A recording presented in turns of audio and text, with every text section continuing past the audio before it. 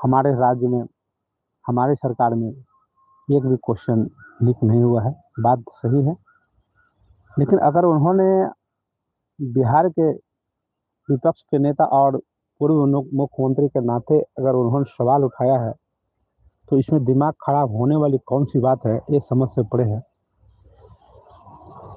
अगर एक question leak हुआ है तो कैसे हुआ, इसको पहले आखिर ये मामला उठ कहाँ से जाता है, आखिर इस तरह के इतने बड़े बोर्ड में ये क्वेश्चन लीक कैसे हो जाता है। इस पर सरकार पहले रिस्पॉन्स कह नहीं लेती है। जब घटना घट जाता है तो फिर इस पर जांच बैठेगा, कार्रवाई होगा, पकड़े जाएंगे।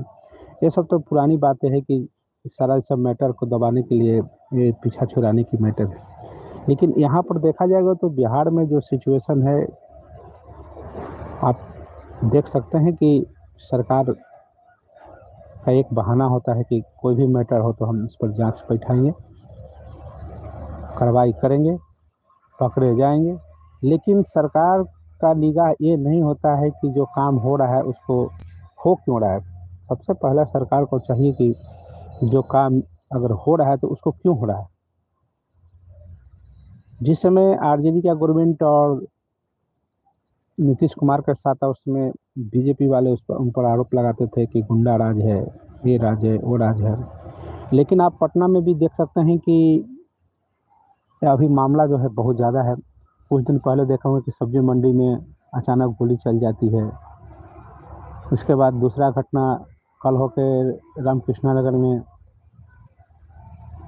शाम में गोली मार दिया जाता है। मतलब इस तरह के कार्रवाई पुलिस है जो बहुत कुछ कर नहीं पा रही है, और सीधे सीधे जांच होगा, पकड़े जाएंगे। अगर कोई घटना घट जाता है, आदमी मारे जाते हैं, और उसके बाद पकड़ कर उसको जेल की जैसे कोई उपाय हमको समझ से पड़ेगा। इस पर सरकार को चाहिए कि इस तरह की कार्रवाई ना हो, इस पर ध्यान देना चाहिए कि आखिर जो बिहार में इस तरह का जो लोग हैं, शिक्षा माफिया हैं, चाहे क्रिमिनल्स हैं, तो आखिर कार्रवाई से डर क्यों नहीं रहे। एक समाधान नहीं है कि कार्रवाई होने के बाद, घटना होने के बाद जांच होगी, उनको पकड़ लीजिए, जेल भेजिए। वो फिर पुनः वो जेल जाएंगे, स्वाभाविक बात है। जेल जाने के बाद फिर निकलेंगे, पैसा उनके पास सब पर्याप्त रहता है। उसके बाद जेल से निकले और फिर कार्रवाई करेंगे। ये मामला ये समाधान का मामला नहीं है। सबसे पहले सरकार को चाहिए कि अगर किसी भी क्राइम हो रहा है तो क्यों हो रहा है। सरकार का खौफ खत्म हो चुका है, प्रशासन का खौफ अपराधी पर खत्म हो चुका है। वो तो इससे हाल ही फिलहाल में आप देखोगे कि सेंट्रल का एक स्कीम आया है कि अगर कोई इस तरह का क्वेश्चन आउट करता है, चाहे भी कोई कुछ करता है, तो उसको बहुत बड़ा अपराध के रूप में माना गया है। तो इस तरह के चाहिए कि पहला ही अगर क्रिमिनल हो उसका खौफ होना चाहिए प्रशासन का। आखिर वो काम क्यों कर रहा है, काम क्यों कर रहा है। तो सरकार को ये सब चीज़ ध्यान देना चाहिए। ये नहीं है कि अगर कोई सवाल उठाता है तो उसका माथा खराब है, जांच होगी। जांच तो हर बार होता है,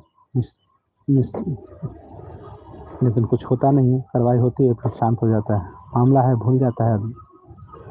तो हम चाहेंगे सरकार से कि यही निवेदन है कि सबसे पहला जो प्रशासन का जो खौफ है क्रिमिनल के अंदर होना चाहिए। वो कार्रवाई नहीं करे इसके लिए खौफ होना चाहिए, कार्रवाई करने के बाद पकड़े जाए ये खौफ नहीं होना चाहिए।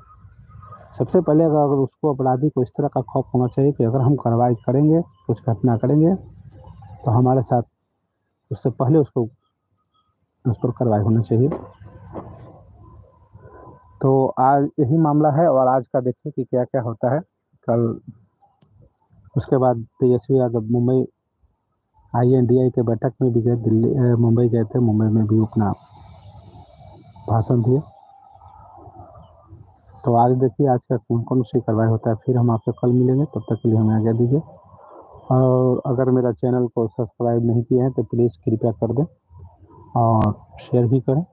अगर कुछ कमी बेसी है तो आप अपना सुझाव भी मेरा कमेंट बॉक्स में आप दे सकते हैं कि अगर हम इसमें क्या सुधार कर सकते हैं। और फिर जैसा ही कुछ बात होता है तो फिर हम आपसे जुड़ने का प्रयास करेंगे, आपको कोऑपरेट करने का प्रयास करेंगे। तब तक के लिए हमें आज्ञा दीजिए। नमस्कार।